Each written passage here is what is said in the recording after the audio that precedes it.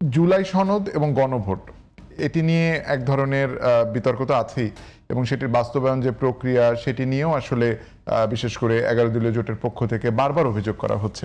এবং যেমনটা বলছিলাম যে সরকারের পক্ষ থেকে অভিযোগ করা হচ্ছে যে তারা আসলে যা যা বলেছিলেন সেগুলো সবই তারা বাস্তবায়ন করবেন, স্বয়ং প্রধানমন্ত্রী বিভিন্ন জনসভায় সেটি বলছেন। আপনার কি মনে হয় যে আসলেই সময় কি হয়েছে? গতকালই মাত্র 3 মাস এই সরকার পূর্ণ করলো, বিএনপি বেইমানি করছে, বিএনপি বিশ্বাস ভঙ্গ করছে, সেটি বলার মতো সময় কি এসছে? আসলে বিশ্বাসভঙ্গ শব্দটা একটু ওজনদার, তো এটা যারা ব্যবহার করছেন তারাও বুঝে করছেন কিনা এটাও চিন্তা করার বিষয়। আর যাদের উপরে এটা আসছে তাদের উপরে কিন্তু এটা একটা দায়িত্ব আসে যে আমার উপরে আসা এটা যদি অপবাদ হয় আমি এটাকে ক্ল্যারিফাই করব। কেবলমাত্র আমি বলতেই থাকলাম যে আমি অক্ষরে অক্ষরে পালন করব, এবং আমি একটার পর একটা সুযোগ মিস করতে থাকলাম। রুটিন থাকে তো, তাই না?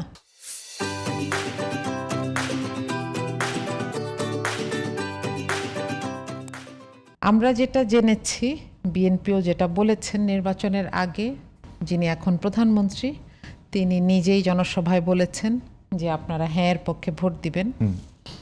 যখন নির্বাচনের পরে এখন যিনি স্পিকার এবং স্বরাষ্ট্রমন্ত্রী নিজেও সংসদে বলেছেন, স্পিকার বাইরে বলেছেন যে আমরা জুলাই সনদের ব্যাপারে বা হ্যাঁ ভোটের ব্যাপারে, গণভোটের ব্যাপারে না বললে ভোটটা দিচ্ছিল না ইন্টারিম গভর্নমেন্ট। হ্যাঁ, নির্বাচনটা দিচ্ছিল না। জি, নির্বাচনটা দিচ্ছিল না। তো সেইখানে একটা অনাস্থা তৈরি হয় যে তাহলে কি যেন তেনভাবে রাজি হয়েছেন কিনা। এবং এটার একটা বড় রিফ্লেকশন হচ্ছে আমরা তো জাতিগতভাবে হতাশ হয়েছি, তাই না?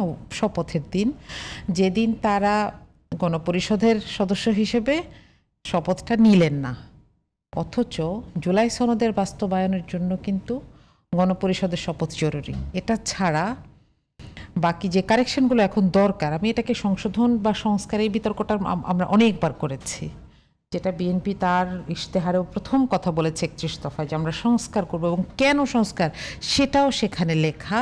সেইটা নির্বাচনের পরে সংশোধন হয়ে গেল। কিন্তু জুলাই সনদের পরিপূর্ণ বাস্তবায়নের জন্য এখন যদি 350 জন তো মেম্বার, পার্লামেন্টের 350 জন মেম্বার হ্যাঁ বললেও কিন্তু কিছু জায়গা অপরিবর্তনীয়, এটা চেঞ্জ হবে না। এটার জন্য গণপরিষদের শপথটা দরকার ছিল। তারা যেহেতু এই রাস্তাটায় হাঁটেন নাই এবং এটার কোনো যৌক্তিক ব্যাখ্যা নাই কিন্তু আমাদের কাছে, যার কারণে আমাদের তো এই যে প্রতিশ্রুতি থেকে সরে আসার ব্যাপারটা আমরা দেখছি। এরপর যে অধ্যাদেশগুলো বাতিল হলো, যে অধ্যাদেশগুলো গৃহীত হলো, এই সংখ্যাটার দিকে যদি তাকাই সেখানেও কিন্তু আমাদেরকে এই টেনশনটা বাড়ে।